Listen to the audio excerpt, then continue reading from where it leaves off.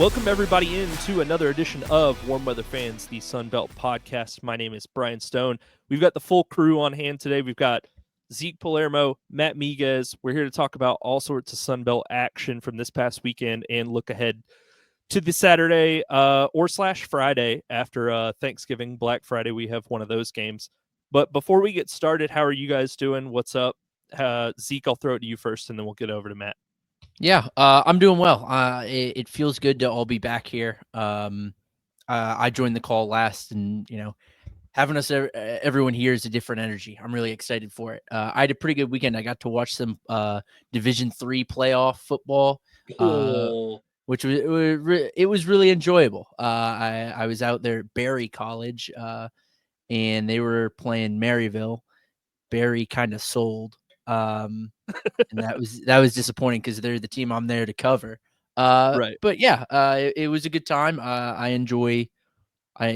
We're here talking about the Sun Belt. Of course, I enjoy watching non-SEC games. So it was a good time. Matt, living the dream. I got to attend a Louisiana Raging Cajuns football game as a fan yesterday. Hey, for the first time in like 3 years. Not even gonna lie to y'all, it felt wrong. sitting in the bleachers, going to the concession stand, like it felt wrong. But it was a good time. My wife and I enjoyed it, and today I didn't have the Saints to break my heart, so that's always a plus. And so now we're here to talk about what's going to be a wild final week in the Sun Belt. Matt, that's a really where'd you get that shirt? That's really sick. So this shirt, I actually bought it from the University Bookstore. They came out at the beginning of this season with a vintage Louisiana collection. Mm-hmm. In the 90s, UL had a helmet that it was very similarly designed to the ones they wear now. Red, white stripe in the middle, and then it had this Cajun script on the side. If you actually go look on their Twitter, the Cajuns wore it last night. Mm-hmm. Yeah, just a really sick design. And it's probably the most comfortable shirt I own. I remember last year there was a guy on Twitter, and I don't know how big this ever got, but he had redesigned like a mascot and branding for the Cajun. Albino. Did that ever catch any traction? Oh, it's a huge grassroots thing here in Lafayette. The fan base is pushing really hard for that to be like the official mascot. Because I thought that was sick. I will say I thought some of the like images or the graphics looked AI, and that turned me off a little bit. But I remember when that coming out last year, and it just kind of disappeared. The guy that made it's actually a really cool dude. He graduated from UL and then went and do his master's at Columbia up in New York. Yeah. And so now he works in like graphic design up in New York. Dude's phenomenal. That's really cool. Awesome. Yeah, I'm interested to see what you guys kind of take away from this week's games. We had a lot of weird kind of results that we can definitely dive more into. So let's go ahead and get started. So the first, I'm just taking these games in the order they present themselves on ESPN.com. Again, they're not the order that necessarily they kicked off in, but we'll make do. The first game here, App State. I tweeted this the other day, sits up like the Undertaker. We thought they were dead. We thought their season was donezo. They only are going to play 11 games this year. And I said this to Zeke, and, people know this, but they had to win out against JMU and Georgia Southern in order to qualify for a bowl game because the Liberty game was canceled, obviously. They come out, they put up a 24-point second quarter and defeat JMU. And this game meant something to JMU too. Like, this wasn't a total nothing game. JMU, if they had won this game and beat Marshall in the season finale, they would be in the Sun Belt Championship. So it wasn't like JMU came out flat because they had nothing to play for.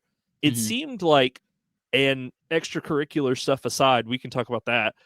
It seemed like JMU had a lot to play for, and it ultimately didn't matter. Like, App kind of handed them their own backside, especially, like I said, with the 24-point second quarter. It was the two turnovers, I think, that really made the difference for both teams, App eventually running away with it. But this is kind of like two ships passing in the night, right? Like, this is App, who we basically considered dead, which I feel like was not like unfair to consider. They had turned in some real stinkers like in the past couple weeks, and I mean, frankly, throughout the entire season. And again, JMU had everything to play for, but JMU is just James Madison's just so inconsistent that there's really no way around it. It's like one week you're like, oh man, this team they could go win the Sun Belt. The next week it's like, they lost to a team that the fan base wants the head coach out immediately, and they're fighting for like a bowl slot. So you really just don't even really know what to expect out of either of these teams on a given week. So kind of give me you guys' takes, and then I'll jump in the rest of the way. Well, this is the App State experience, is it not? Yeah. Even internally in the game, they went down 14-3 to start the game, and just kind of walked James Madison the rest of the way. Scored 20-6 through the back half of the second, and then the rest of the second half. I think for App fans, this might be the worst case scenario, and because Sean Clark still has a job. A win against Georgia Southern would put App State in a bowl game. They're not going to fire Sean Clark after a bowl game. I think this might have been the worst case scenario for App State. James Madison, as they looked a lot like they did when they played Southern, in that they were just flat. Offensively, not working well on third downs. I thought they were very poor. Although I felt like a lot of times watching this game that they were caught in third and mediums, third and longs. It wasn't like they were not converting on certain third and short. They just weren't converting third and sevens. Right. But then contrast that with the actual yardage numbers, and JMU out-yarded App State. And I have long subscribed to that being a coaching issue. Not being able to turn yardage into points is a coaching issue. I thought that this was a very surprising result, as a lot of them were this week. And I think we need to start reflecting on like these games where James Madison does look flat and consider why that might be. Do we think it's like a coaching issue, or? I think that's the only thing you can point to right now, because like Alonzo Barnett in a game where they scored 20 points was good. Ymir Knight in a game where they only scored 20 points was very efficient. Like this team was, they forced, for much of the first half, they held App to very meager production. So I think that's the only thing you can look to right now. Mm-hmm.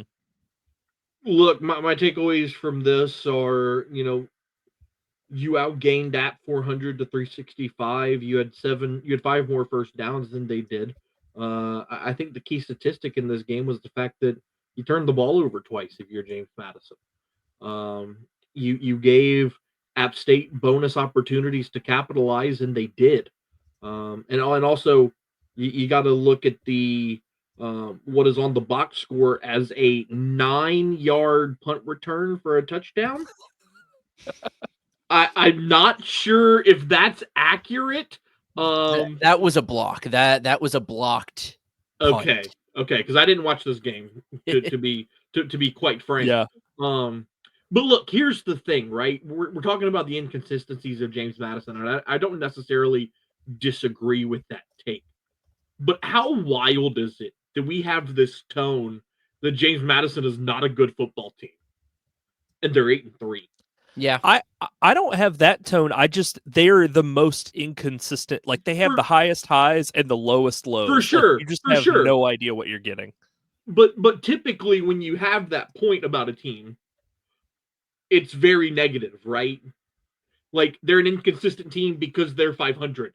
They're an inconsistent team because they're below 500 and losing a lot of close games. James Madison is still 8-3 with a first-year head coach. Mm-hmm. Right. So like that's the thing that people have to, because I've seen some fans, kind of flying off the handle a little bit with James Madison, and it's like, dude, y'all are 8-3. Like, let's calm down. Kurt Signetti's not your coach anymore. Right. You brought a dude up from D2, and he's continuing to have success. And look, a good win from App, considering. I agree with Zeke's point. If you want Sean Clark to be fired, this is not the result that you were looking for, Right. because this doesn't help that case. But look, I think that this was a prototypical Sunbelt game where even your 500 teams like App State can find a way to have success, especially at home, and beat a team that on paper in James Madison. I mean, I had James Madison winning this game by 2 scores. Mm-hmm. I want your guys' perspective on this, because when I first joined the pod 2 years ago with Brian, and then last year when we started this pod, both of you guys talked about, within the context of App State, about how Sean Clark was always had been feasting on previous success, the infrastructure and the recruits and the player, the staff that had been left over from previous successes. I, as someone newer to this conference, am I wrong to draw the similar comparisons to what Bob Chesney is doing? Because in these low games, you called them the lowest of lows, Brian, I feel incredibly underwhelmed by what Bob Chesney is doing. And it leaves me with a taste in my mouth of, are you really this good, or are we just, suffering from previous success? Are we benefiting from Alonzo Barnett, a guy who was already on the roster last season and was supposed to start for the James Madison team last year? Are we benefiting from, albeit without its highest production guys, one of the best defenses in the conference last season? I'm feeling that fatigue with Bob Chesney right now. So I'm gonna go first. Mm-hmm. I don't disagree with what you're saying, but I will say that for me personally, Mm-hmm. I think it's too early. Sure. To have that conversation, because he's only coached 11 games at James Madison, right? Right. If you're sitting here, deep into year 2, maybe even early to year 3, and they look the same as they do right now, okay, then that conversation is way more, substantial, right? Sure. But for me, I like to give coaches a year, if not 2, to kind of get their feet under them, with a new program, a new roster, a new recruiting area, things like that. But I do see where you're coming from. Sure. Even though they're sitting at 8-3, you're kind of like, how is this team 8-3? Because this loss was not good. The loss to Georgia Southern, they did not look good. The loss to ULM, I frankly don't remember. That was back in October. And some of their wins haven't been good. pretty. But even not, I guess it would be 2 weeks ago now. I remember even in the win against Old Dominion, Brian, you and I talked about last week. I was very unimpressed by them there. Yeah, some of their wins haven't been pretty. Mm-hmm. So I'm just going to take what I've seen from James Madison fans and kind of what they've said online about this team. Sure. I think a lot of the vitriol that I have seen is it's toward Chesney, but it's because they named Dean, I can't think of his last name, whoever the offensive coordinator. Apparently he's only had 1 season of full-time offensive coordinator experience before this, where he was the OC at Holy Cross, which was where Chesney came from. And Dean Kennedy. And frankly, to a lot of people, from what I've seen, people have just said, this isn't really acceptable to bring a guy up and him have essentially 1 year of offensive coordinator experience at a Holy Cross is FCS, right? Am I wrong about that? Yeah, they are. They're FCS. Okay. Yep. So people have kind of been railing on Chesney, but not because of him, but because of his coaching choices for his coordinators, and on the offensive side of the ball specifically. So that's one thing that I have seen is people say, you gave this guy that basically had no track record, like full control of the offense. And, like we said, Barnett didn't play last year. Like that was the McLeod show. And the other thing too, Zeke, I kind of disagree about coasting off of, they had so many guys transfer out after last year. Like this is right. Are you familiar with like Theseus's ship, where it's like, Yeah, if just you rebuilding replace it. all the part, yeah. So like that's basically the way I feel about the James Madison team. Like this is not a 1-to-1 with those app teams where it was like the only thing that the app teams really did was every couple years they had to replace a quarterback, but like the receivers were the same, the running backs were the same. I mean, heck, like I know he just transferred out, but like Nate Noel, who's now at Missouri, like that was a Satterfield guy, I believe. So like that goes back multiple head coaches. So that was always my issue, was like Satterfield didn't have like the mass exodus that Signetti did when he left, where like a ton of players didn't follow him to Louisville when he dipped and went up here where I live now. Frankly, he had more players, it felt like, in the Sun Belt that played for other teams followed him up there. Like Georgia Southern had two players from like their 2020 season, which was fairly successful, go up to Louisville and follow Satterfield. Whereas this was more like everybody just kind of went separate directions. Like McLeod's at Texas State, Surratt and Tyson Lawton and all those guys that followed Chesney, or not Chesney, Signetti. Sorry, I'm getting my coaches mixed up. Signetti up to Indiana. They're there. A lot of these guys that are producing, whether good or bad or whatever, for JMU, like they're being coached kind of for the first time by Chesney. Like they didn't really have they didn't play like meaningful minutes the last year. So or even 2 years ago. So I'm willing to grant him a little bit of leeway, but I will say I agree. Like their offense seems like it's very like timing based. And the one thing that I have found is when they get knocked off their schedule, it just kind of all is flat. And like, for no reason at all, Georgia Southern was able to do that. They defensively, they've looked like crap in like, 9 of the 11 games they've played this season. They've looked terrible on the defensive side of the ball. For some reason, they just showed up and they were just clicking. Like they were getting pressure. They were calling the right, blitzes in spots. They were running stunts and things like that.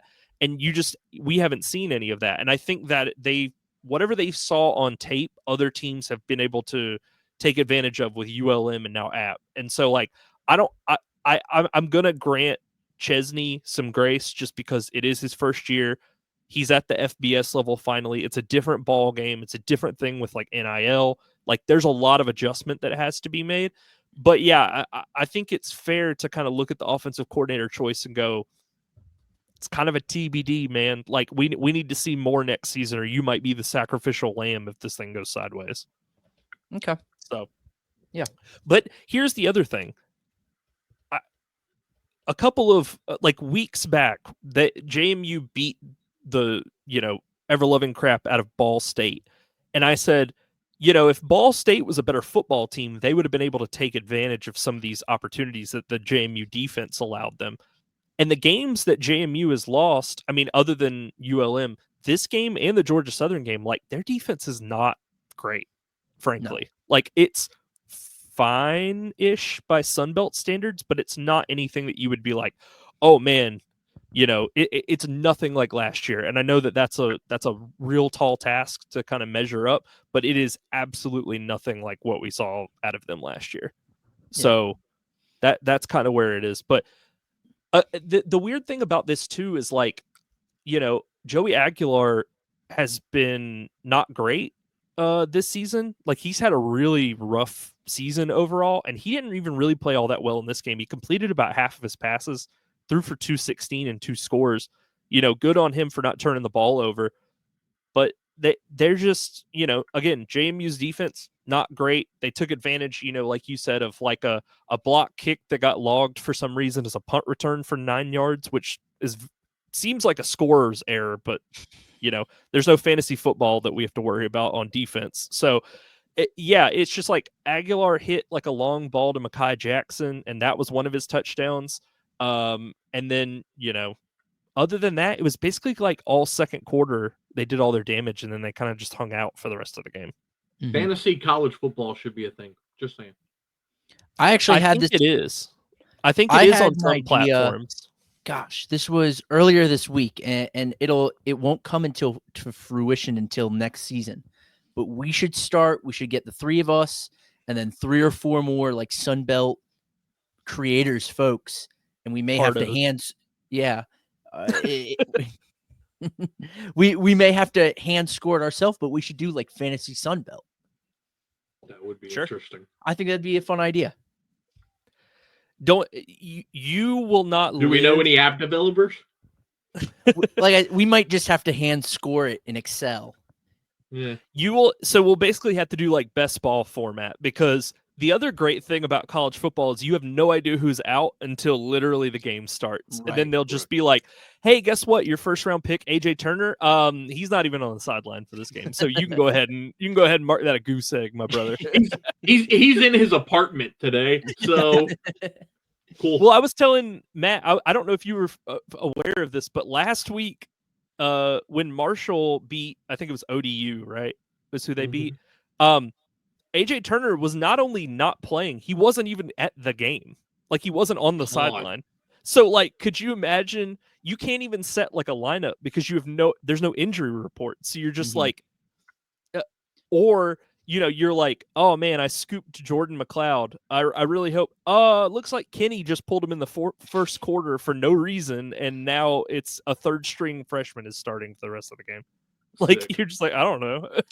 It was Coastal 2 weeks ago you're talking about. Oh, okay. Yeah. Coastal 2 weeks ago. It was just like, yeah, AJ Turner's just not on the sideline. Like, okay, sounds great. Love it. All right. So with that, App moves to 5-5 with the win and is now 3-4 in the Sun Belt. JMU is now 8-3 and is now 4-3 in the conference. Let's get into this next one here. So Arkansas State was the most consistent team of all time because they scored 1 touchdown in each quarter, perfectly balanced, and beat UL Monroe 28-21. Jalen Rayner throws for 170 and 3 touchdowns. And I'm sorry, but Ahmad Hardy needs to file like a lawsuit or something against this offense, because this is like the second time in, I think, 3 weeks that he ran for 200 yards and multiple scores, and they lost like not even really all that well. Like, they didn't play all that well. And we obviously like are pretty down on Arminta as a quarterback and feel like they need to find another answer. And this game, just solidified that. He completed half of his passes for 137 and 1 touchdown, 1 pick. They got to do something else at the quarterback spot. Like, if you maybe go see if you can get Dexter Williams, who recently left the team from Georgia Southern. Like, this team feels like they are a quarterback away from being dangerous. And yet again, we don't get it. General Booty did not take the majority of the snaps in this game. So all I'm gonna say is my Arkansas State haters sound real quiet right about now. No, we don't. That's all I'm gonna say. Y'all are real quiet right now. No, we're not. Butch Jones got them boys cooking. Let me tell you something. Let me talk to you, brother. Arkansas State has a better record than Texas State. Let that sink in for a moment. No, yeah, you're right. Butch Jones got them boys rolling. And I hate Arkansas State. I'm a Cajuns fan. I hate Arkansas State. But, I tried to tell y'all at the beginning of the season that this team was going to be sneaky good. I tried to tell y'all. I never doubt. I didn't doubt them. I just was like, their defense needs to get better. No, that was the only analysis that I had. This team is not sneaky good. They beat a tail-spinning ULM team. They were go. Aiden Armenta's interception came on the last drive of the game. They just had to run the ball, get into the end zone. They couldn't do it. ULM threw an interception on the Uh-huh. final drive. No, who is Arkansas beat? Arkansas State has wins against Georgia State, against Troy, against Southern Miss. I could beat those teams. I miss this. This is their own. I This is missed their us. this is their only notable win. And here's the thing: I have been on a quite the tirade, because I am so opposed to like the 3-loss SEC narrative. I am disgusted by it, and I hate the which end of it? The idea that quality losses mean anything. Oh, okay, all right. So you're on the right side of history. That's yes, fine. I'm on the anti-SEC train in that regard. Sure. So I'm gonna perhaps double cross myself here. But congrats, you beat Georgia State by 7. You beat Troy by 3. I don't know what is it about. Again, like the touchdown that gave Arkansas State the lead in this game was just going over the top of a ULM defense that was, I don't know if they weren't ready or if they're just stupid or what. But it's not like Arkansas State looked exceptional in this game. And I'm not going to let you get away with this. Oh, y'all are so quiet. This is the weakest 7-4 I have ever seen. Well, hold on, That's Matt. a Before you jump back in, stretch. before you jump back in, I don't think that's necessarily true because last week you asked me if Georgia Southern was the worst bowl qualifying team in the country. So I don't know that that's necessarily true because then you would have to decide on which one of those it is.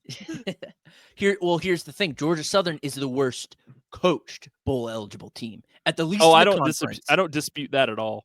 But I would argue Arkansas State. So yeah, Zeke, my boy. In the NFL, the world's greatest prize is what? The Super Bowl. Which is the trophy is named after who? Oh, Vince Lombardi. Sorry, I was like, and Vince Lombardi's most famous quote is. Do you know? Let me enlighten you. Wins championship. Let me enlighten you. Winning isn't everything. Yes, it is. It's the only thing. Oh. All there is wins, baby. It don't matter how they come. That's what people gotta understand. I concur. But I concur. I don't necessarily agree with that, even Matt. Like I'll make a case when we get to my game. I'll make a case. All wins are not created equal. I will agree with Brian on that. But they do need to take precedent over everything else. They need to take precedent over everything else, and I agree with that. But you cannot. Excuse my language. Who gives a shit if they're 7-4? Because they're 7-4. It's so intellectually dishonest of you to imply that the Arkansas State haters are quiet. Because they are quiet. No, this is a bad team with bad wins. And I agree with you that winning is ultimately what matters. Okay, so let me ask you this. State from a bowl game just because their losses are so let me ask you this. What happens when they beat Old Dominion on Saturday? Because you have sat here and said Old Dominion's a good team. No, I'm not. Oh. I said Old Dominion. Oh. No, this is revisionist. Because I've sat here and told you that Old Dominion can find wins unlike any other team possible. But I have never once in my life been high on Old Dominion. Okay, so say they beat Old Dominion, finish the regular season 8-4, and then go to a bowl game and win that. Say they finish 9-4. Then what you gonna say? You still gonna think they're a bad team? I'm going to say Arkansas State earned their bowl win and their bowl appearance. I don't know if they would qualify for the SEC or the Sun Belt Championship if they go 8. I don't know how that would play. They would not. Let's say hypothetically they did. I would say that they earned that, but I'm not going to then say that it's a good team. Zeke, there are differences. Can I hand you an escape rope here? Do you mind? Maybe. You can try. I think, and this goes back to the point I made last week about Georgia Southern. This doesn't speak to the prowess of Butch Jones or Arkansas State. This speaks to how bad, or not bad, but this speaks to how much of a step back the conference has taken from last year to this year. Where it's like, think about the teams that sat at the top of last year's standings. Okay, JMU just lost their third game to an app team that's like barely getting over 500, or like needs to win. Yeah, no, they're at 500. They have to win next week to finish over 500. That team was in the East title game appearance last year. JMU, again, just lost their third game against, frankly, three opponents that now we've seen. Southern is super highly inconsistent. App speaks for itself, and ULM is on a backslide. Those are their three losses. The third team, you're like looking around and you're like, all right, so who's the third? Coastal's taken a step back. They're like a 500 football team now. They were 8-4 last year. So like, I think that speaks to more. The entire conference has taken like a level down, and it's like, yes, Louisiana is good, Matt. I will grant you that, but the rest of the conference is like, again, this is the question Zeke asked. He was like, "Are they the worst bowl eligible team in the conference?" And I was like, probably, but look at how many. There's like 3 bowl eligible teams in the whole conference. So yeah, of course, by default, yeah. And while all of this is very true, I don't disagree with anything you just said.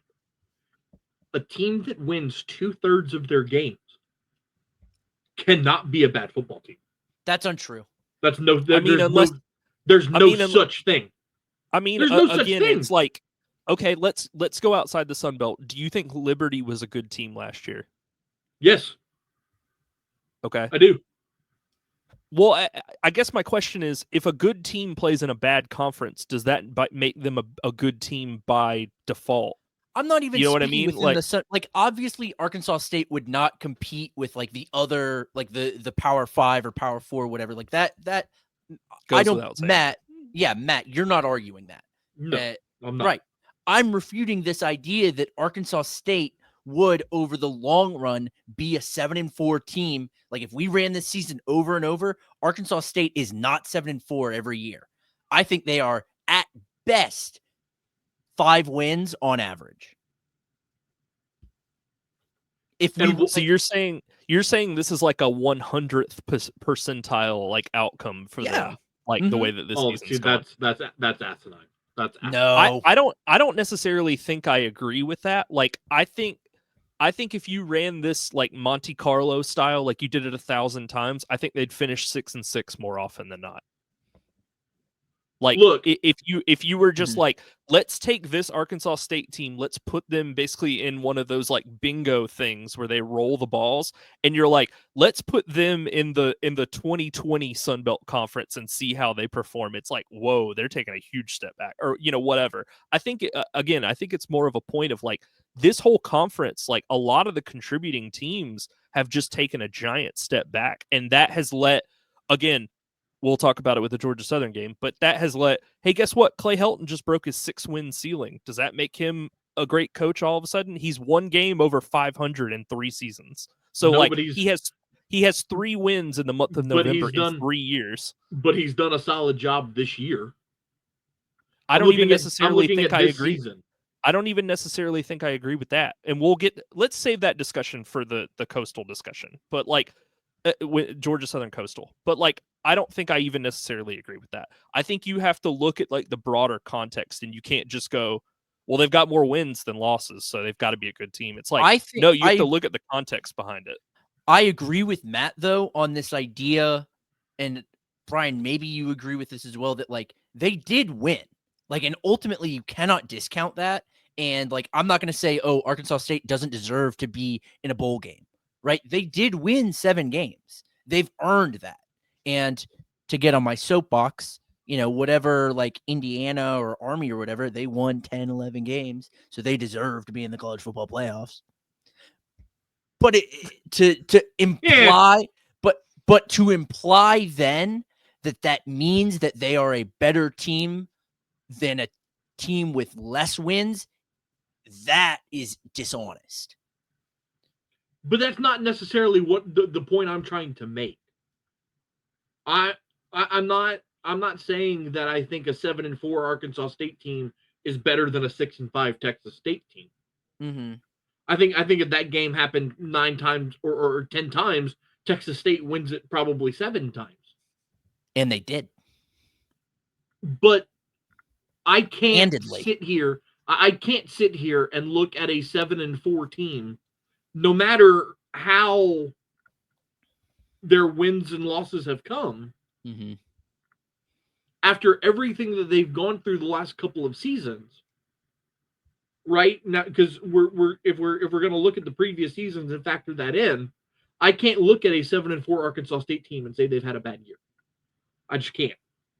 No, they haven't had a bad year by any stretch. But I think the point is not all 7 or 8 win teams are created equal. Oh, I would agree with that. So that was more the point I was making. All right, let's get back to the actual game at hand. Like, we've done a lot of arguing about Arkansas State. Courtney Jackson was good in this one. 6 catches, 69 yards, including a 44-yard touchdown with 7:58 to go that iced this game for them. ULM, I said this, I think, either last week or 2 weeks ago. I feel like they need to clear the quarterback room out and just start from scratch. Like, find an FCS transfer, or like, I don't know what their recruiting looks like from the high school ranks, but like, find somebody, try to find like a Colt. It's not easy to find a Colton Joseph, but like, try to find just 3 guys that you think could compete honestly for the position, and then sell them on, hey, we can tailor this offense around you. You want to run, bootleg action, like we got Ahmad Hardy running the football. You want to sling it all over the yard, like we could form the offense like around what you want to do. And like, I think you could sell it in that way and be like, listen, you could either be a cog in the machine or a star. Like that, it's up to you, depending on how you want to play this. So like, I think there's a lot of opportunity here for them to Bryant Vincent to sell incoming potential like transfers or high school recruits on this spot and be like, it's an open job. Like, if you want it, go take it, like in spring practice or whatever, because we don't have anybody really. So I think it's difficult because this position is a lot less sexier when this defense is not good. And ULM started defensively exceptionally. But now I'm looking at you and I'm like, you've given up 28 points at least in the last 5 games. You gave up 28 to Marshall, 38 to Texas State, 46 to South Al. Like, now I'm in the position where I don't want to be a quarterback like Colton Joseph, where I am the star, but I don't have any support. Well, I think part of it too, and you would never know this unless you were like in the locker room, but I think a part of this too is like, maybe the defense has gotten tired of trying to carry them to every single victory and been like, offense, you're on the field too for half the game. It would be nice if you kind of chipped in occasionally and we wouldn't have to hold teams to under 17 points every week in order to win games. And the offense is basically like, chewing on a nail in the corner, like, being like, we don't know what's going on. So again, it's like, other than Ahmad Hardy, here's their total list of offensive contributors. That's it. That's Ahmad Hardy. Like, that's the offense. So again, if they want to be a serious contender, they need to try to find a way to make a move. Like, Texas State didn't necessarily even need to kind of upgrade at the quarterback spot last year, but they did anyway. So I think a big part of that is you can make a big jump if you bring a quarterback in that's like worth his salt. And right now they just don't have that guy on the roster. So if we're all good on this one, all good. Arkansas State is now 7-4 and 5-2 in conference play. UL Monroe drops to 5-6 and is now 3-4 in the conference. We don't have to spend a lot of time on the South Alabama Southern Miss game. I think the biggest takeaway I had was, wow, Southern Miss might have a semblance of a pulse, or at least they did in the first half when it was 14-11. But frankly, they got outscored 21-3 in the second half. This has kind of just been run-of-the-mill stuff from Southern Miss. Before Will Hall was fired, after, it's just kind of all been like, everybody just seems like they're ready for next Saturday at, I don't even know what time they play. Next Saturday at 4, there's probably going to be champagne popped in that locker room because the season's over. Like, they seem like a team of 85 guys or however many are on a team that are just ready to be done with this season. And I can't really blame them. This has been a season from hell for them. They are in the position that you just described with ULM, where they need to go shopping for a quarterback. They need to do that with literally every position on the football team, in the coaching staff, adjacent to the football team. This team needs new janitors. They need new equipment managers. We They need need new people washing the uniforms. They need a new 8-year-old to run out and grab the kickoff tee. Burn it down. And they needed to do so 2 years ago. Do they need a new football stadium too, or because I know a guy who will fund that. is that place just condemned now? He may steal from Peter to pay Paul, but yeah, Oh! he can do that. At first, I didn't catch your reference, but I got it now. Yikes! Well done, Zeke. Thank you. Oh man, God. Gio Lopez looked good. I'm gonna try 3 to find touchdown something nice passes. to say about Southern Miss. No, Rodriguez Clark. He's Clark. They scored more points than they have losses. Hey, Good job. Bravo, Golden Eagles. Great job. Great job, everyone. Look, it's one of those things where, obviously you want to win, but like, does winning your final game when you're 1-10 give you any hope going into what's the difference between 2-10 and 1-11? Like, I would say no, because the next head coach is probably going to come in and be like, yeah, you guys can all. He's going to be like Dion when he went into Colorado, and it's like, you guys can like hit the door. Like, I'm good. Y'all can all go. Y'all could go screw. Like, I do not care. Like, here's a lift coupon. Like, get out of here. So there's nothing positive to take away from this season at Southern Miss. Like, you didn't uncover really anything of note. You didn't find anything out about yourself. The only thing you found out is what happens when you fire a guy 1 year too late versus it maybe a year too early. And even I can't make that excuse, because everybody, including us and everything I saw online, was like, yeah, no, I'm ready for Will Hall to kick rocks, like after the end of last season. And it didn't happen. They were like, commitment to excellence in their little letter from the AD, and it mattered all for nothing. Like, they basically, pardon my French, pissed away an entire football season for really no reason. And you see where that gets you. So but yeah, Pritchett for South Alabama, 102 yards on 8 catches, 1 touchdown. That was good for them. This was basically just them kind of toying with their food, I feel like, in the first half. And then the second half, they were really like, all right, let's get serious. And then they just kind of laid the hammer down. I think South Alabama is a pretty good football team when they take the game seriously. But even going back to when they lost to Southern, they outscored Southern in the third quarter of that game 17-0, and then got outscored 20-0 in the fourth quarter. And it was just like Applewhite just went brain dead. Matt, I don't know if this goes back to what you were hearing preseason, but their play calling in the fourth quarter, sometimes they just go brain dead, and it doesn't make any sense. Like that game, especially, they were doing really well mixing it up, and then they were like, hey, let's let Gio Lopez launch moon balls and scramble, and that's basically all we're gonna do. So if they take it seriously and actually pretend like they're planning for things, they seem to be pretty good.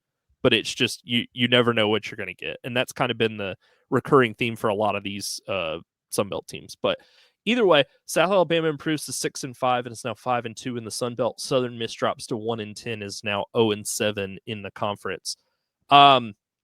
Getting into the next one here, Georgia Southern went into Conway and basically dominated Coastal Carolina 26-6. Vasco and Noah Kim combined, I think, had 118 yards passing between the two of them. Both of them were an absolute disaster.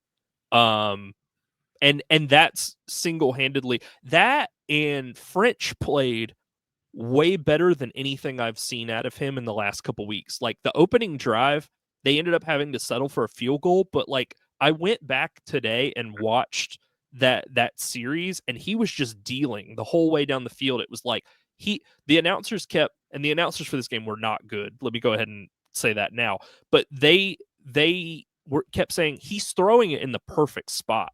Like the defenders for Coastal, like McDoom and those guys, they literally cannot make plays on these balls. He's throwing back shoulder things that look like, for one game, look like old Aaron Rodgers throwing back shoulder fades. So it was just like, he hit that long ball to Marcus Sanders that kind of broke it open early. And frankly, Coastal's an unserious team. They already fired their offensive coordinator weeks ago. People for Coastal that I've seen online, and you can take this with a grain of salt, are already kind of being like, Tim Beck, kick rocks, buddy. So yeah, Coastal might be going through kind of the post success era that the Troys of the world and those types of teams have really taken a step back right after, and they're kind of seeing that as well post Chadwell and I guess McCall now. So Brian, let me ask you, because I'm going to be quick on my thoughts. I thought Georgia Southern played an excellent game, and Coastal just looked, ooh. But how hard will you be cheering for Marshall to lose on Saturday? Because if you guys win and Marshall loses, you're in the championship game. I'm definitely going to be cheering for them to lose. However, if they win, I will feel absolutely no sympathy for this Georgia Southern team. Like they played Old Dominion with their control of their own destiny in their hands, and they got blown off the field like the week before Halloween. Okay, so you can be like, all right, one game, whatever. Okay, last week, the Troy game, they go into that game once again with control in their hands. All they have to do is win 3 games at the end of the season to go to the Sun Belt title game, and they totally blew it. So, like, I will be cheering for Marshall to lose, but if Marshall doesn't lose, I'm going to be playing the world's smallest violin for Georgia Southern, because I'm just like, you guys have had chance after chance. The universe has gifted you opportunities, and you're basically like, no, I don't want that.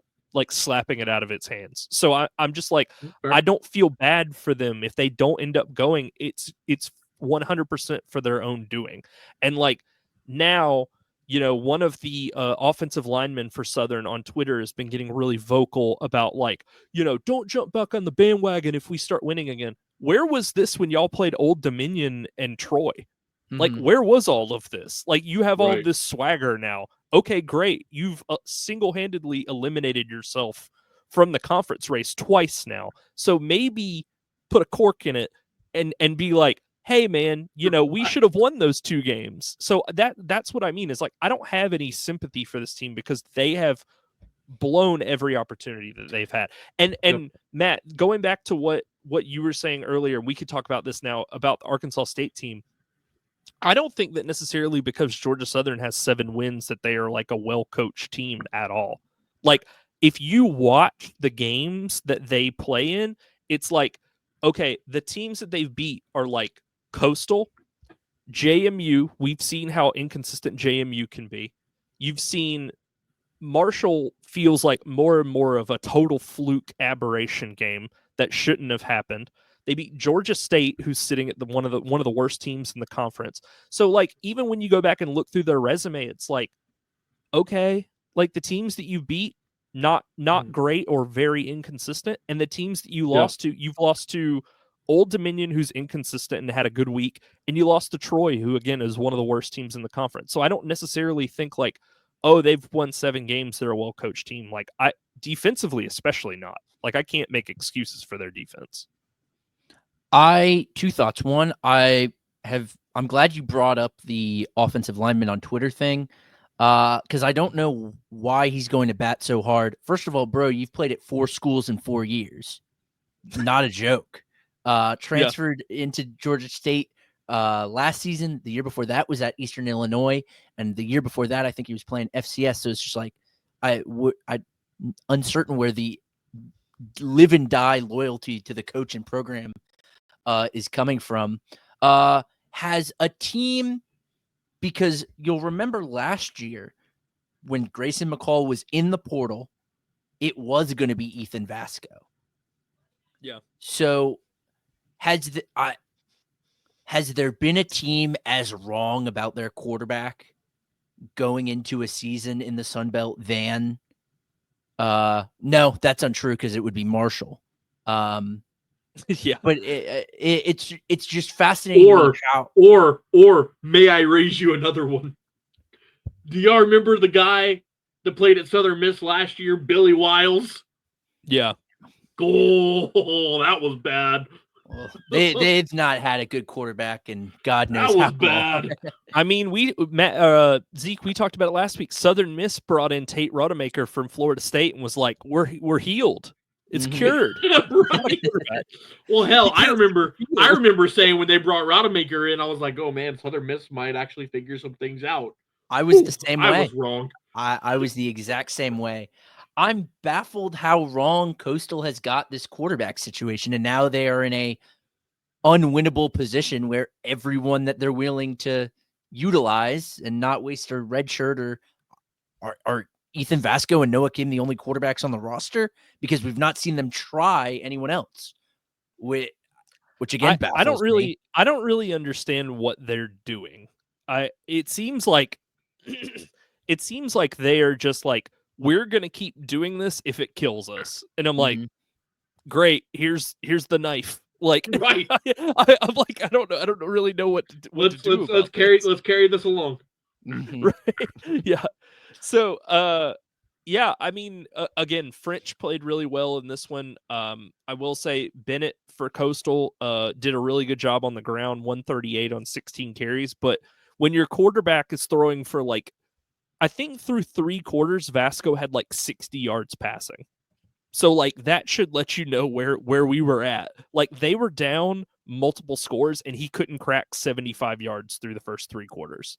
And I've complained about French, but French makes Vasco look like, I mean, plate gold. Like it's just like, oh man, like we can't say no to this great find that we've uncovered. And it's like I look over at Ethan Vasco and I'm like, yeah, we could be on Davis Brin again. You know, it could be a lot worse. yeah, it could be.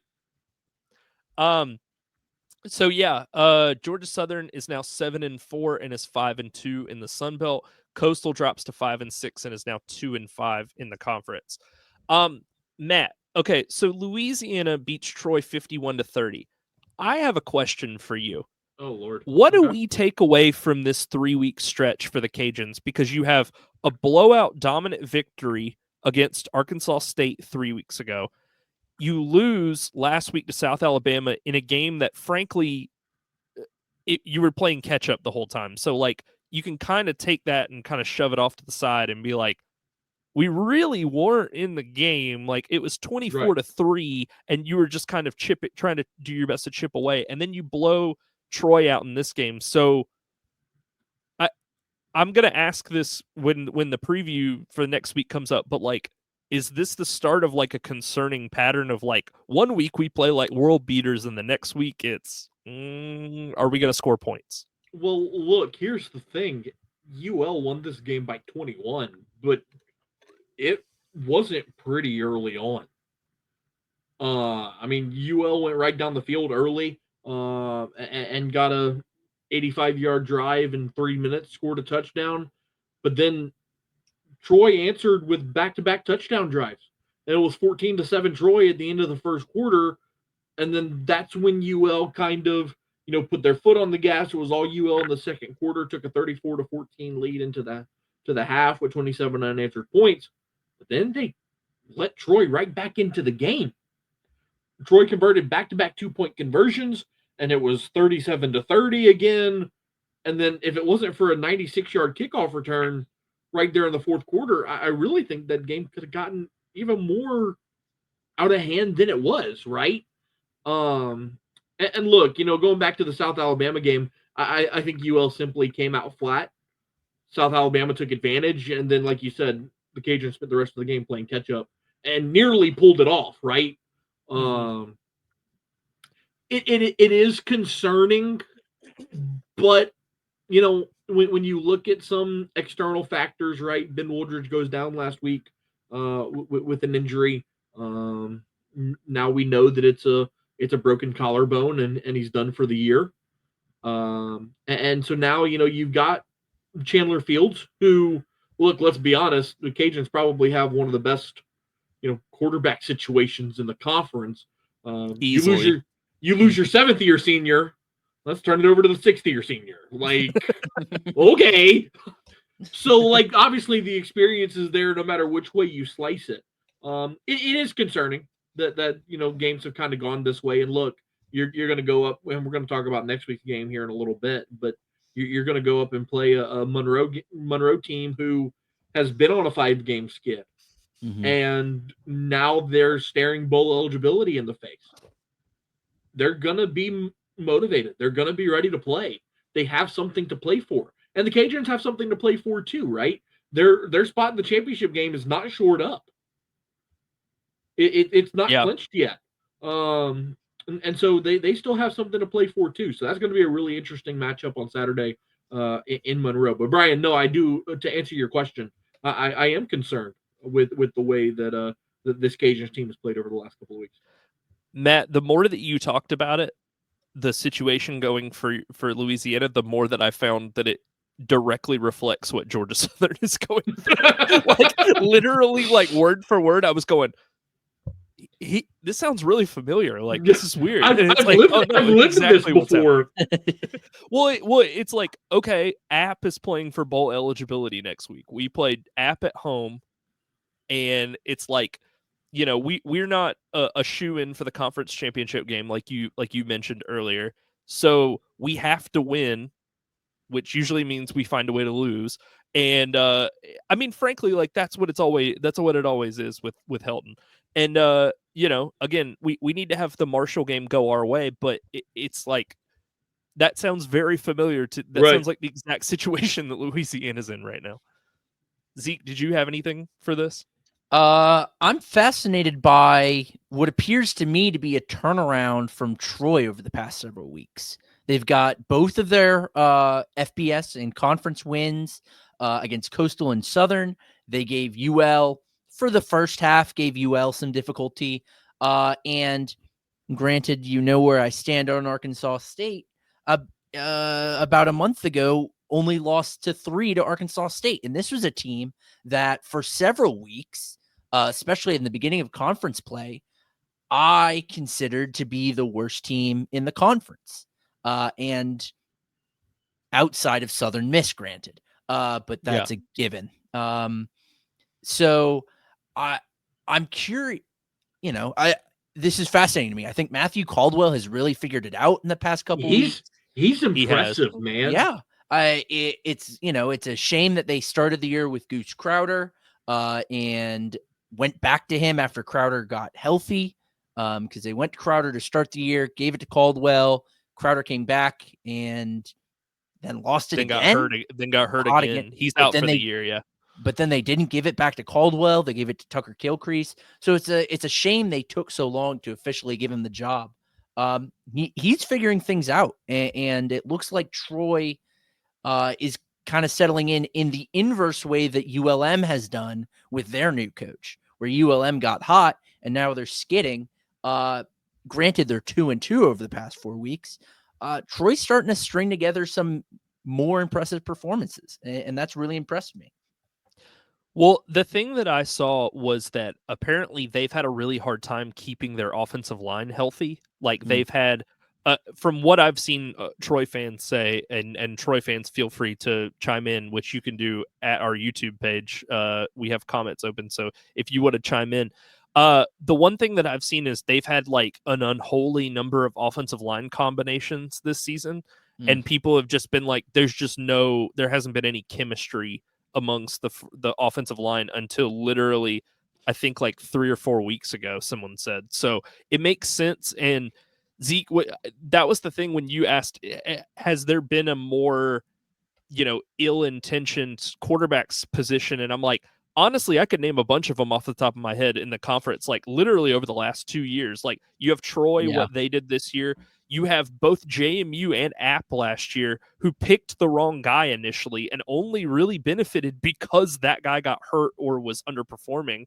We would have not known Jordan McLeod's name if Barnett had played like he had this year. So like Caldwell's kind of the same way, where it's like you picked the wrong guy initially, then you remade the mistake, then you made it a second time with a different guy, and now you're kind of back on the right track. But I don't know how much of that is offensive line wise, but they have finally found Caldwell as kind of an answer because they were really struggling at the quarterback position like early. Yeah, I think the other thing is their defense just has to be better, like in general. I mean, their defense has to be a reason for a good bit of these losses. Like they're kind of outside of their 2 conference wins, they're really struggling to like stop anyone.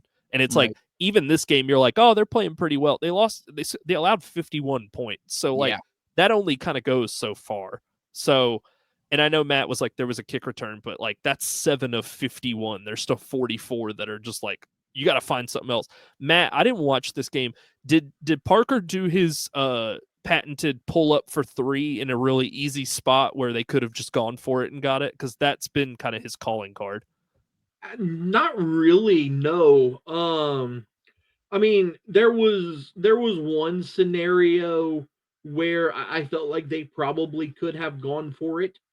But no, for the most part, I thought his play calling was pretty solid. I mean, all of their points came via the touchdown. So look, I think it was one of those things where they looked a little more aggressive. They took a lot of shots to the end zone, which was nice to see. Look, Matthew Caldwell's got a nice arm. He was making some really nice throws in this game. And I think, I know he's a junior, but I think, if you develop him in the offseason and fully give him the keys to this offense next year, I think Troy could be a much improved football team in 2025. What year is he? Does anybody know? Caldwell's a junior. Okay. So he's got maybe another year ahead of him. All right. Yeah. Well, that's okay. Well, they might have an answer at the quarterback spot for next year. You just have to address like the 11 players on defense. So good luck with that. All right. So Louisiana with the win moves to 9-2 and is now 6-1 in the Sun Belt. Troy drops to 3-8, is now 2-5 in the conference. Zeke, what the hell happened with Georgia State? Bro, hold on. Before you break down the game, can I just say thank you? Thank you, thank you, thank you. Because now Texas State is completely out of the equation. GJ Kinney is a fraud. I said what I said. Texas State has provided nothing to the conference, with all due respect. You've provided nothing to the conference. Give me one thing outside of a basketball championship and a baseball championship that Texas State has provided to the conference. Cricket. I mean, those would probably be their answers. That's what I thought. So thank you very much, Zeke. You can continue. Matt, first, before we talk about the game, Matt, I think it was you that brought it up. This was several weeks ago where GJ Kinney didn't show up for a press conference. Was that him? Yes. Because fraud. Can I hold on? Can I chip in on that? Yeah. So when I posted the TikTok for that, someone commented that doesn't follow us on our account, which is x.com/@warmweatherfans. And was like, this is fake news. You guys, apparently Kef Ciradello or whatever the guy's name was, apparently explained it later in a follow-up tweet, but I don't follow that guy and he tweets 20,000 times a day, and I'm just I can't comb back through every single tweet that he's ever sent. I'm sorry, guys. So I follow up this up or bring this up because I cannot confirm this. I was not there in the press conference, but I read that on their senior night game, on the night that Jordan McLeod set several program passing records, it was a junior and a sophomore available to the media. And it was interesting because I saw what I perceived to be some frustration with how this GJ Kinney regime has handled their media appearances. Football-wise, I don't know. Their defense is cheeks. Dude, both defenses are cheeks. For most of this game, the team, it was in the second quarter is when Georgia Georgia State scored a bulk of its points. It had 3 touchdowns, all passes to Dorian Fleming, and then a field goal at the end of the half. But then after that, it was Georgia State's turn to kind of hot potato and say, well, we don't want to play defense anymore. It's your turn. Go ahead and score points. Baffling. I think Georgia State, this is not like some sleeping giant that Georgia State has had and that was unleashed against Texas State. I think this is a Texas State team that, as Matt said, may potentially be fraudulent, is certainly fraudulent in my eyes based on what I thought about them earlier in the year. He makes sense. That was not ready for Georgia State to play football. This is the Freddie Brock week that I've been prepping you for all year. He ran for 133 yards on 18 carries. But even still, like, you scored 52 and you couldn't pull it out. This has been the difficulty with Georgia State all year. When we were making the picks last week, Brian, I took the over, I believe, because I think you did. I'm fairly sure I did, because Texas State, we knew was going to score points because this Georgia State, but Georgia State has always been scoring 21, 28 a week. It's been the defense that has been the crux of this issue and the reason they only have 2 FBS wins this season. I don't know. Christian Valaire looked legitimate. This is a performance that I've been waiting all year for from him, and it gives me hope for next season.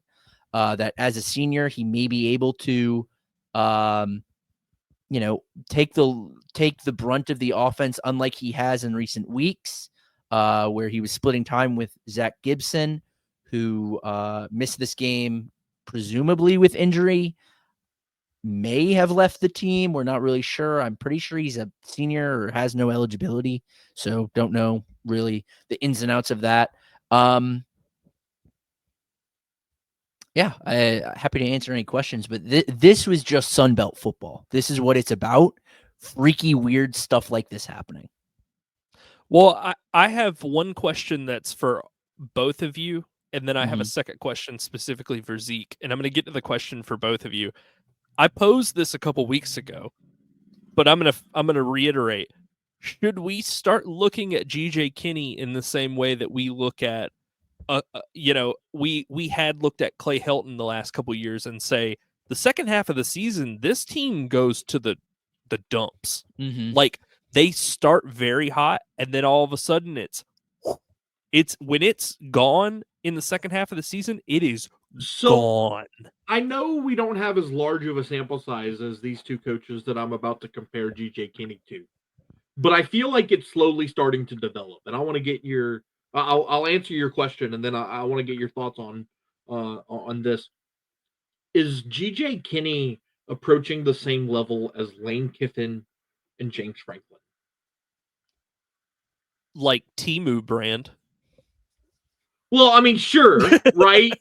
But like, what I mean is a team that came into the season with so much expectation, and they were so hyped. Right, and they have fell flat on their face in terms of living up to it. Right? Yeah. Everybody raved, oh, Penn State might be a real, competitor to Ohio State and Oregon in the Big Ten. No. Yeah. Oh, Lane Kiffin and Ole Miss might finally end Kirby Smart's reign of terror on the SEC. No. Like, it's kind of feeling the same way to me. Yeah, I don't disagree with that. Yeah, I think that's an interesting point. But no, going back to the no, go ahead. The reason I said Temu brand though is at least by and large, and there are obviously exceptions with Lane Kiffin and James Franklin. But I actually don't even think they're really that similar. James Franklin basically can't beat 2 teams. Like, he basically can't beat Michigan or Ohio State. And like, if they're playing anybody else, it's like, okay, we're probably going to win. The thing with Kinney that separates him from those other teams and those other coaches, though, are they find ways to lose to teams like Georgia State, where we had kind of left them for dead. And like, say what you want, like I know Ole Miss lost to Kentucky and Florida, but like by and large, those are competent football teams. They're not losing to like, I guess, knock on wood, they're not losing to like the Mississippi States of the world, where it's like these are the true like bottom feeders. Like GJ Kinney is losing to, and no offense to Georgia State and their program, they've been like a bottom feeder this year. So the fact that Kinney is losing to them, I think, should be of real concern, considering like, is he going to field a team better than this offense in the next couple years? What if he doesn't? What does it look like then? Like, is it a 4-win team, 5-win team? Like, I don't know. I think if the West continues to dip, though, because I don't know what Louisiana's window looks like, but like Texas State in its iteration, in this current iteration, like it clears obviously Southern Miss in the West. It beat Arkansas State very heavily, but it may just depend on what time of the season, because if Arkansas State played Texas State next week, I wouldn't be as confident that Texas State would beat them 41-9. ULM is in a backslide, and we're kind of reconsidering that team's trajectory. South Al is very nebulous. So while I agree, like my general stock on Texas State and GJ Kinney is down, like they might be in a position, just given like the current landscape, that this might be enough. And it depends on Louisiana's trajectory. Like Louisiana right now is by far the best team in the West without peers, and probably in the East as well, probably in the whole conference. But as soon as UL starts to slip, like, shoot, if Texas State could beat a UL team if they score 54 points, right? So unlike Arkansas State, which is built in the similar archetype of offense, and the defense can we'll see what happens. I think like Texas State just does it better, and in the right year, this could work for them. Okay, so I have one last question, and it's specifically for Zeke before we move on from this game. I'm not looking to bring back up that you picked them to go undefeated into the CFP, but all right. But no, the question is, what did we learn about trying to select a team to be in that kind of spot from picking Texas State this year? I want to give you the floor, and then I'm going to tell you what the answer basically is. So what did we learn? Like, you picked Texas State to run away with it. What did we learn about selecting these types of teams? Well, before you answer, Zeke, I just gotta say, Brian, you're such a father. Like, you are the guy sitting there with his 5-year-old going, "You messed up. What did we learn from this? Like, how do we avoid doing this in the future?" Yeah, and because look.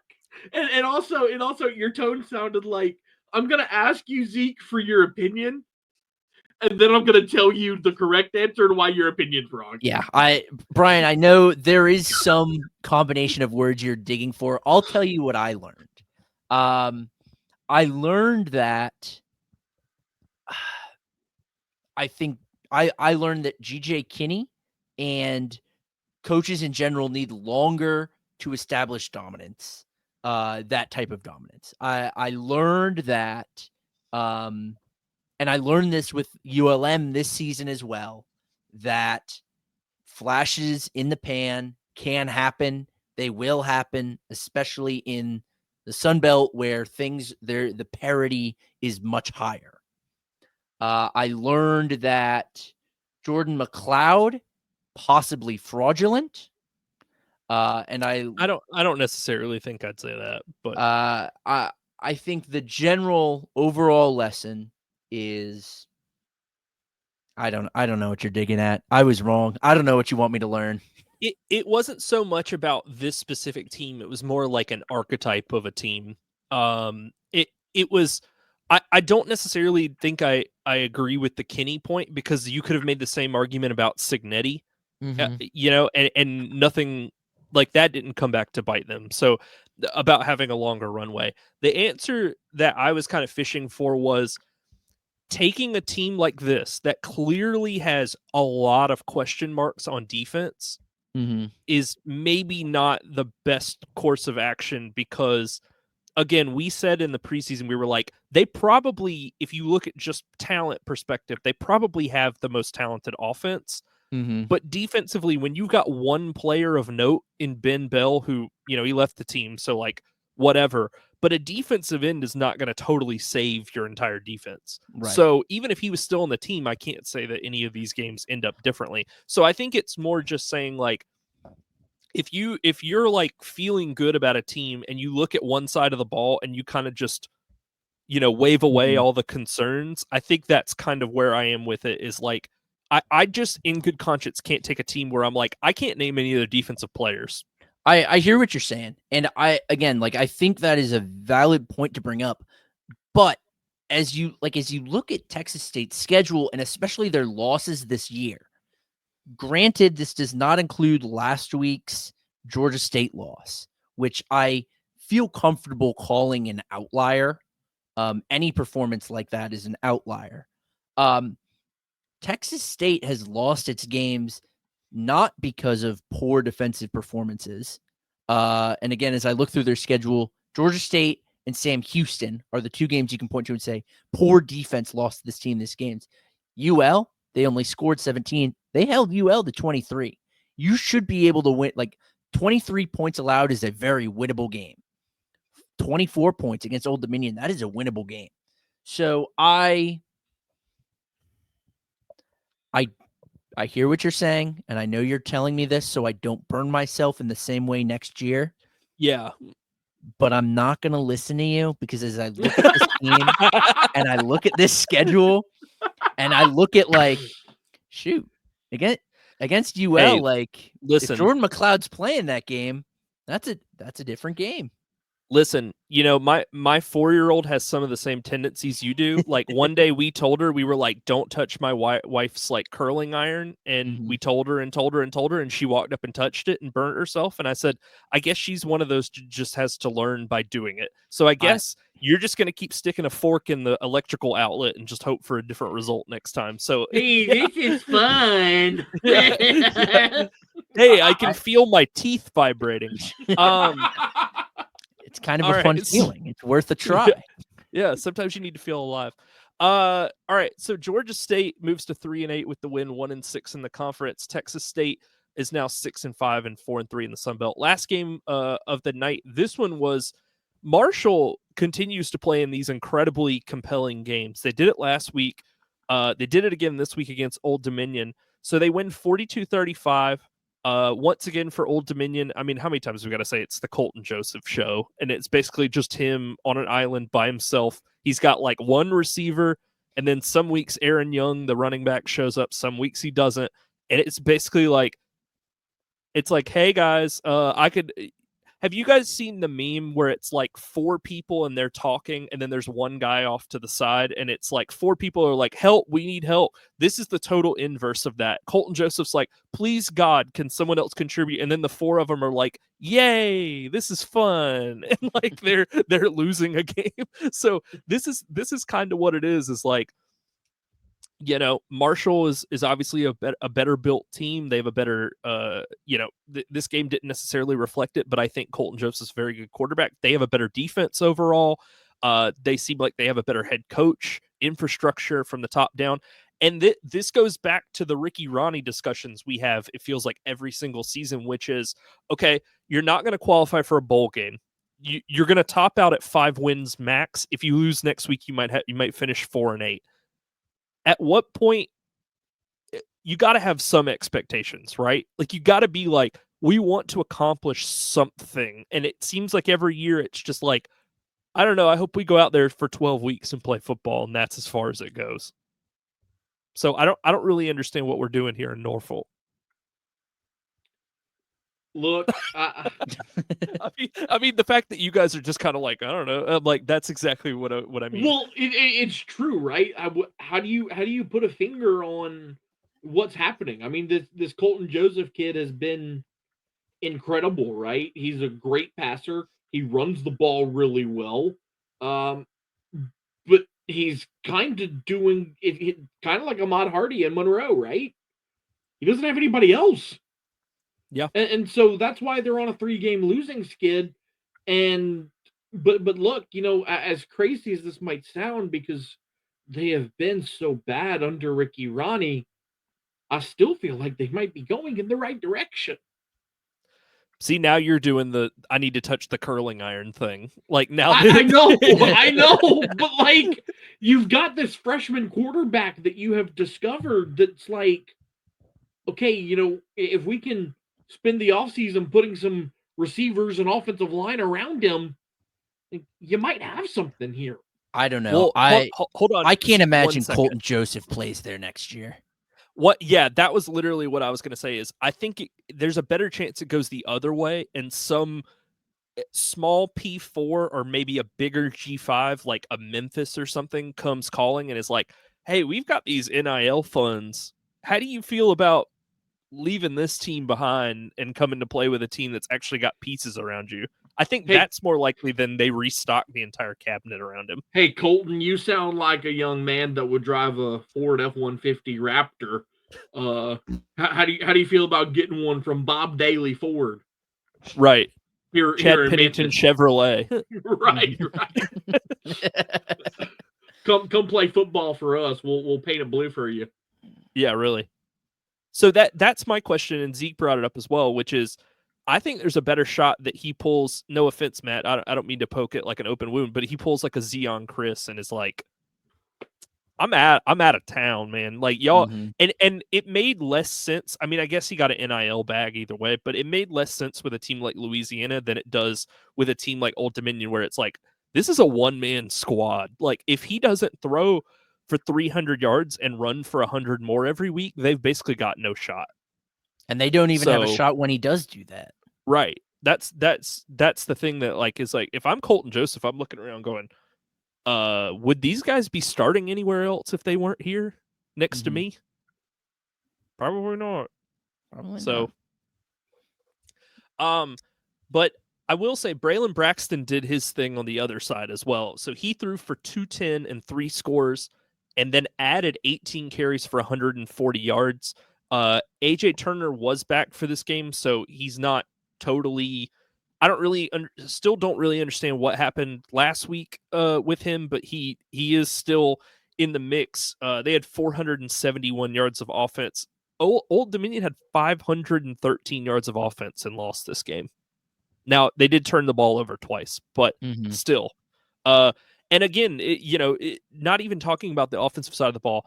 Defensively, I think Jason Henderson's kind of the same thing on the defensive side of the ball. He's probably looking around going, would any of these guys be starting at the FBS level if they weren't here next to me? Probably not. So I don't really know. I don't really know. They basically have a 2-man team. They're trying to run like a basketball style roster on a football team where it's like we've got two guys, and it's like, all right, on a basketball team that works, but when there's 22 spots, a lot less. Does Monroe have any sort of NIL bag to throw? Because imagine how good those teams are though with a quarterback like Colton Joseph or Braylon Braxton. Like, shoot, that ULM team is winning how many games if they just have a competent quarterback? 8, true. 9. It's true. Yeah, I mean, they would be. I think they if you took Colton Joseph, I'm going to say him specifically because Braylon Braxton, some games he kind of fades and you're just kind of like, what's he up to? But Colton Joseph really has to put the team on his back like every week. And I feel like if you took him and like Claw picked him up, dropped him onto the ULM team, I think you're looking at like an 8 or 9 win team. Like no joke. And I just and Old Dominion's probably a 1-2 win football team without Colton Joseph back there. They're Colton Joseph away from being Southern Miss. Yeah, Ooh, Jesus. exactly. So again, if Old Dominion just wants to keep doing this with Ricky Ronnie every year, no matter what the roster is, results seem to kind of be the same regardless.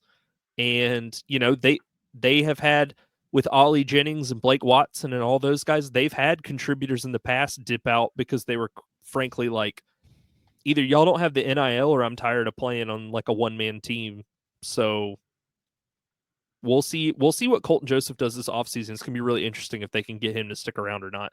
But Marshall made another statement that they are not giving up the conference lead anytime soon. They are now 8-3 and 6-1 in the Sun Belt. Old Dominion drops to 4-7 and is now 3-4 in the conference. So let's kick it off, kick it to next week's games. Before we do so, you can find us on Twitter, or X, I guess, x.com/warmweatherfans. We are live on YouTube right now. So next week we are scheduled to go live again next Sunday night. So we'll be talking about the season finale games and get you kind of our initial thoughts on the conference championship matchup. But yeah, let's go ahead. So Black Friday, we've got a game on ESPN Plus at 3:30. Texas State is traveling to South Alabama. South Alabama is a 1-point home favorite, over under 61.5. Give me the over 61.5. I think both of these teams can score points. Texas State's defense, like we said, is absolute cheeks. And without Ben Bell, they can't even get pressure on the quarterback. And so I think Gio Lopez is going to have all kinds of time to throw. And South Alabama, frankly, can also short circuit their own brain, which I talked about. So Jordan McLeod might be able to throw for some serious yardage as well. So I'm taking the over. Same. I like South Al here. Just to get back Okay. at my ex-girlfriend. Don't like you anymore, Texas State. Goal! This is like back in the day, like in elementary school. It's like someone used to send you a note. It's like, do you like me? Yes, no. And you're just checking the no box and handing them the note back. Absolutely. They hurt me, man. They hurt me. They hurt you. It broke your heart. It's always the first ones that get you. Saturday on ESPNU at noon Eastern time, Louisiana is traveling to Monroe. Louisiana is a 9.5-point favorite. Over unders 48.5. Matt, I'm going to let you go first because I would like to know your thoughts on it because you are more in line. I can't keep up with what Louisiana's doing. 1 week I picked them and they get basically blown off the ball against South Alabama, and then last week I was like, I like the other team to keep it Troy to keep it close, and then they just blow them out. So like, I need to know your thoughts on this game before I make a pick because frankly, I have no finger on the pulse of this Louisiana team. I'm sorry that I'm squirming around like this. My wife just cracked open the office door and threw something at me. So anyways. Look, no, I think the Cajuns go on the road and get a win. I don't think it's going to be pretty. There is some juju about Malone Stadium that always makes things interesting. And look, obviously, we talked about it earlier. ULM is going to be playing for something, right? They've got bowl eligibility on the line. I think the Cajuns are the better team, and I think they're going to go up there. Ahmad Hardy's going to get his right, but I think the Cajuns are able to bend but don't break from that aspect, and they're able to eke out a close one. So wait, do you have UL covering or you have ULM plus 9.5? Ooh. That was more my question. I think Louisiana is going to win, but I'm like, it's a big difference if it's by a field goal or if it's by 17 points or whatever. I'll take the confident answer. I'll take the Cajuns minus 9.5. I think they win by 10. I like that. I think they win by 10. I'm gonna take the over of 48.5. I think Louisiana can score some points. The over/under is pretty low. UL Monroe can usually score between 17 to 21 points. So that we'll see if that happens. But I'll take the over. Just it's a low number. I'll play it relatively safe. Now watch, this is like a 9-6 game, and we're just kicking field goals back and forth the whole game. Mm-hmm. Okay, 2:00 ESPN Plus. Sorry, Zeke, what was your pick for the ULM I like game? UL here. I like Louisiana. Okay. All right. 2:00 ESPN Plus. Coastal is traveling to Center Park to take on Georgia State. Coastal is a 1.5-point road favorite. Over/unders 55.5. Zeke, I'm going to let you go first. I'm going to see what you think about this one before I chip in. This is a tough one because these are two very unserious football teams. Yeah. And so it's difficult because part of me really thinks that Georgia State has the ability. We saw it last week against Texas State to get up and play spoiler in some sense. Coastal is playing for a bowl game here. And I think Georgia State has the ability to get up, or the capability rather, to get up for this game and play spoiler. With that said, I don't think they can do it 2 weeks in a row. I don't think they can string together what they did against Texas State into a win against Coastal. Being at home means nothing to this team. It is, this is off the cuff. This is without insight. This is the final home game. This is, you're not playing for a bowl. So this is when you put out all the seniors on kickoff, and things of that nature. So give me Coastal. I'm going to take Coastal as well. Or actually, no, I scratched that. I'm reversing course on that. I will actually take Georgia State. And the reason that I say that is because I think that this win over Texas State kind of gives them some confidence late that, they can hang with teams in the Sun Belt. It was a rough road to hold, for most of their conference stretch, actually all of their conference stretch, as this was their first win in the Sun Belt this year. Mm-hmm. But look, I think that gives them a bit of confidence, and they're at home. They're playing against a team that, I think they feel like they can hang with, and I think they'll do it. So I'll take the Panthers. I'll just chime in real quick, because if that were the case, would that not have happened after Vanderbilt? Granted, there was a bye week in between, but after Vanderbilt, what happened? Georgia State came out and got beat by Southern at home. Can I ask a question? I totally forgot. Did Diego Pavia play against Georgia State? He didn't, right? No, he wasn't playing yet. I think that's the difference. I think he was. I think if he was playing. Oh, he was not. He was not the Diego Pavia we knew. But he did play. Okay. Oh yeah, he did. Okay, I stand correct. All right. I'm gonna go Georgia State plus 1.5. If you guys watched back on the game, the Georgia Southern Coastal game from last week, Vasco can't hit water if he fell out of a boat. I mean, it's really bad. And Noah Kim got I think one snap and came in and threw an interception in that game. So as bad as Georgia State's defense is, I think maybe they're figuring some things out on offense, and you just have no idea.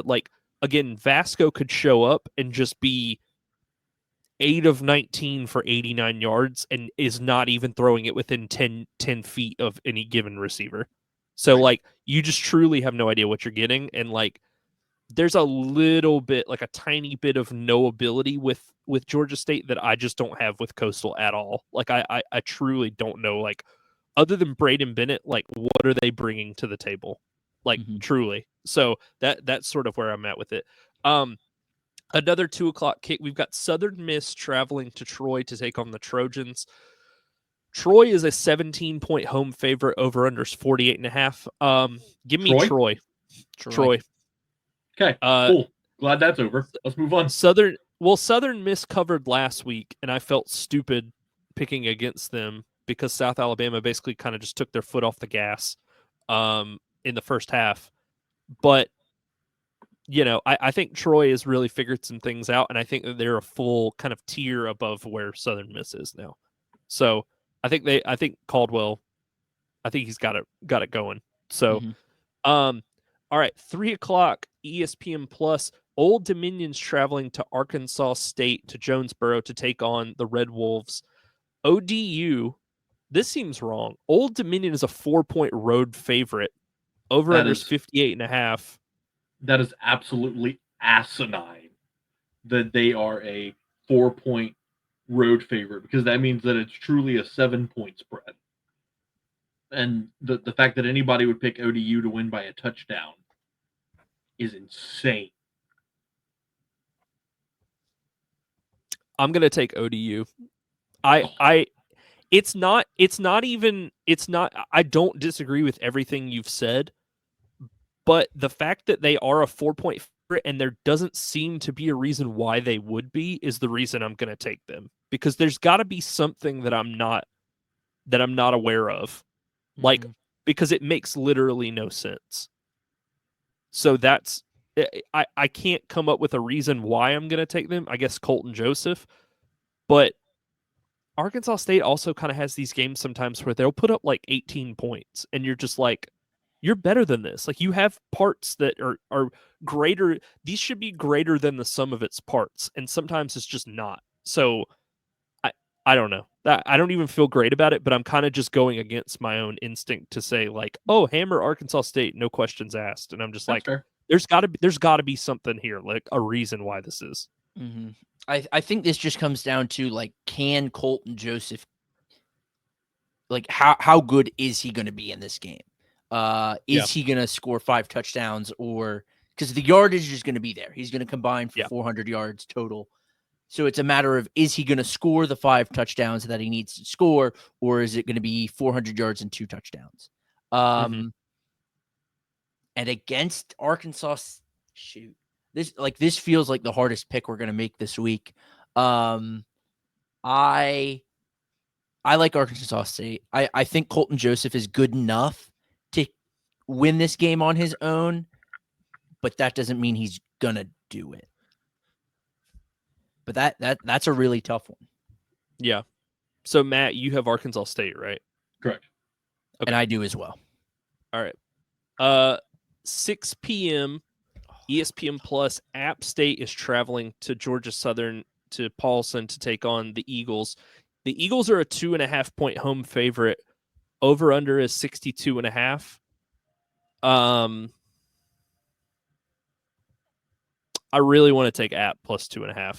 Honestly, like, I'm just gonna do it. I'm gonna hedge. I'm gonna be like, if Georgia Southern wins, great, and if they don't, then at least I didn't throw a pick in the garbage on top of it. So I'm gonna hedge and say App plus 2.5. It's not that I feel great about either of these teams because they are mid, both of them.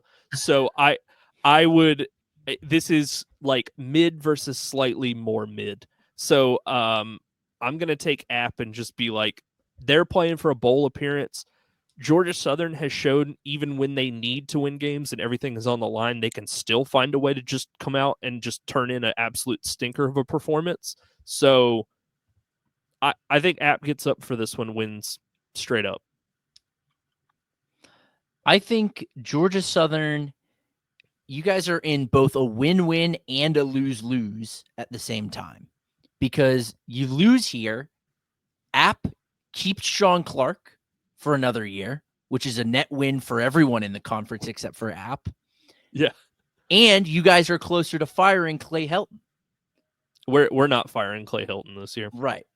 But you're a step closer to it with if you lose. So that's the win-win there. And if you win, but then if you win, like, shoot, you're going to the conference championship, you know? Well, Marshall has to lose too. Mm-hmm. But then the lose-lose side of it is, if you win, you're one step closer to keeping Clay Helton. I didn't think this fully through. I think you mean it's a win-lose, not a win-win, lose-lose. I think it's like you win, like, right. If you win, there's a good and a bad, and if you lose, there's a good and a bad. And like I'm sorry. I don't disagree with anything you said, frankly. Right. Thank you. It's funny that both of these teams are like, God, I hope we fire our coach. And yet it's a rivalry game where they hate each other's guts. So give me App State. I don't trust Georgia Southern down the stretch. I'm going to be the oddball here. I like Georgia State at home. I mean, I like Georgia Southern at home. Matt, you love like home field advantage. I do. I think it. I think it Something you matters. really believe in. I think it matters. Mm-hmm. Especially in a rivalry game, I think home field advantage plays a big role. Well, the other thing too, and Matt, maybe this is something you weren't privy to, but the other thing too is there's a chance that, this being the Saturday after Thanksgiving, that a lot of our fans just stay home and don't come to this that's game. that's always the case, right? No, that no, Saturday after Thanksgiving stuff. No, but it's not just that. Like, they think about if a rabid fan base showed up to watch us play Troy at home 2 weeks ago and just watched us get road graded for 4 quarters, you've got to be like, why would I go back to school to watch that again? That's the taste that our home fans have left in their mouth. But that's a lazy mentality. Yeah, but if it's the difference between again, you're like, if you're a casual fan, like Zeke and I have talked about this last week. If you're a casual fan and you're like, I don't know, I go to as many Georgia games as I do Southern every week. Like, you're not like a diehard, like, oh my God, I have to be at every home game. And you're kind of like, so we have to win. Clay Helton's team has to show up in a key spot. I have to come back from Thanksgiving early to go to this game. And if we win and Marshall wins, it doesn't even matter if we won or not. I think a lot of people would, after the Troy game, are like, dude, if you wanted me to come to the finale, beat Troy 2 weeks ago. You know what I mean? I think the only excuse there that I agree with is Thanksgiving. Because look, I wouldn't come if I go out of town for Thanksgiving. I wouldn't come back early either, right? Like, I get that point. But the fact that they got skull drug at home 2 weeks ago by Troy shouldn't matter because there's still a chance that they play in the Sun Belt Championship game. I think it doesn't matter to like the season ticket holders or the people that live in Savannah or Statesboro that live in the area or always make the trip down, but to the entire half of the stadium, because half of Paulson is student section. Yeah. To the half of that, unless you are a football fan, and I think you are going to be more tepid on that. I don't know. I mean, again, also it's a rivalry game. Mm-hmm. We're playing App. I acknowledge that.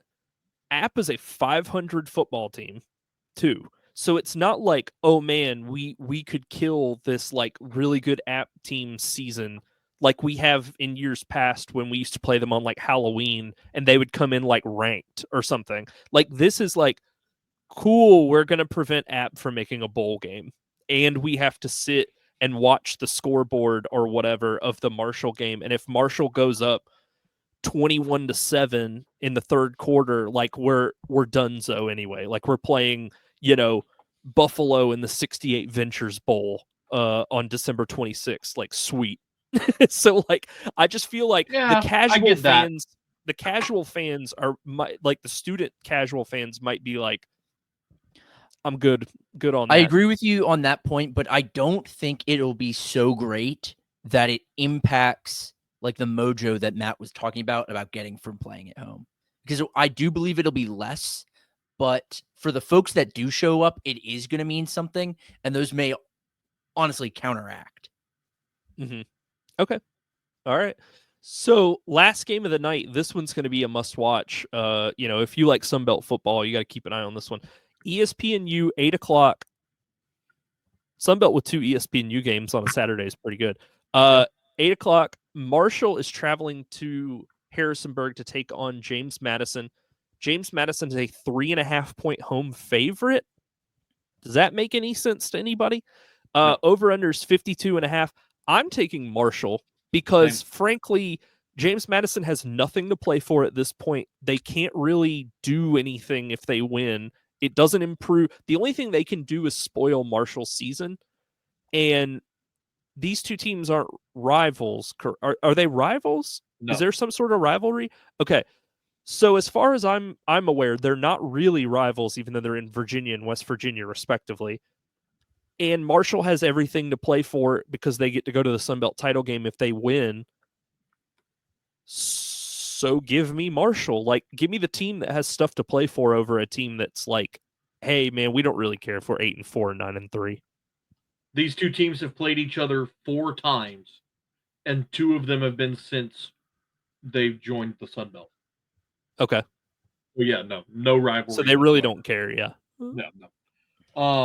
I'm going to take Marshall here as well. I think they just have a ton more to play for. And I think that's going to motivate them. And like you said, James Madison can only spoil, and I don't think they're going to care enough. Yeah. So I'll take the Herd. Zeke. Goodness. This is another tough one because like Marshall, first of all, 5 straight wins. Like you can't just look past that. But it's not the strongest 5 straight wins. So it's difficult to really have a barometer on this team where they stand. Although, you know, I may walk that back because the only loss that interrupted that streak was the Southern game, and losing that game was the best thing that ever happened to this team because it got Braylon Braxton this job. I'm overthinking this. Give me Marshall. Yeah. Yeah, it's pretty cut and dry. I fully expect it to be Marshall UL in the conference championship. I think those are the 2 best teams in the conference. Like, no matter what happens on Saturday, if Southern finds a way to snake its way in, I still don't think they're really that much better of a team than Marshall. I think that comeback is, like I said, is as fluky as you could possibly get. 21 points in the last 5 minutes, including led by a backup quarterback who left the team 3 weeks later. Like, yeah, that seems like the flukiest thing you could imagine. All right, boys, as we wrap up here, Zeke, let everybody know where they can find you on socials. Matt, do the same, and then kick it back to me, and we'll sign out. Yeah, I'm on Twitter at Zeke Palermo, ZekePalermo. Post about the pod, post about college sports, pro sports, local high school sports in the Rome, Georgia area. If you are from out there, Matt, where can they find you? You can find me on social media at Miguez Matt. Hopefully the New Orleans Saints can continue winning so that my content outside of the Louisiana Raging Cajuns is enjoyable. But we'll see. You could always cultivate. You could do what I do in Southern, like, slides, and you could just cultivate like animosity. Like that's something. Like, the one thing I can't do is just total apathy, like, toward a team. Like, I'm just like, what, you want me to tell you I don't care because we lost 5 in a row in the season last year? Like, so I'd rather it be some sort of feeling than being like, oh boy, can't wait to get out of here. All right, you can find me on X at Watch the Stone. Like I said, we will be back next Sunday night broadcasting here to talk about the results of this week. We could look ahead a little bit to the conference championship game, although we will do a full episode breaking that down and maybe even some early bowl stuff, depending on what gets announced and when. We also will have bonus content on our YouTube page. The week of the conference championship, I am putting up the Sun Belt Family Feud that we did a couple weeks ago. I had been holding off on that to when we had like a shorter episode and kind of less going on. So be on the lookout for that. Make sure you subscribe, youtube.com/@warmweatherfans. We will be back next Sunday. Like I said, peace, everybody.